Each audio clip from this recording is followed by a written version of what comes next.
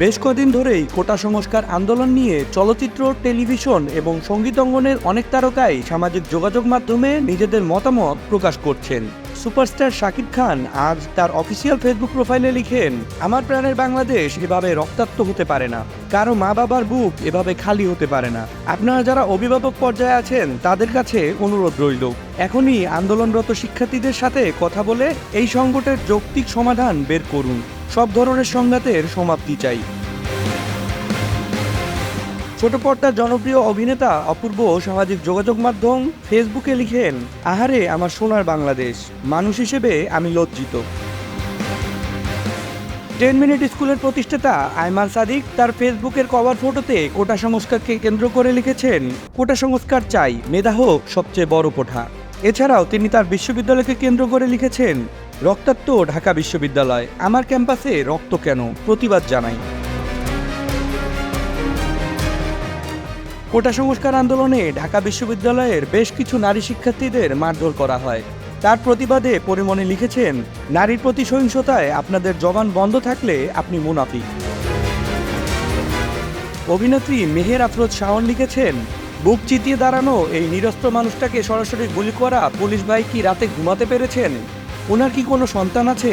সেই সন্তানের চোখের দিকে তাকাতে ওনার কি একটুও লজ্জা করে না? তিনি আরও লিখেছেন, আমি কোটা সংস্কারের পক্ষে, দয়া করে মুক্তিযোদ্ধা কিংবা তাদের পরিবার নিয়ে কোনো প্রকার বাজে মন্তব্য করবেন না।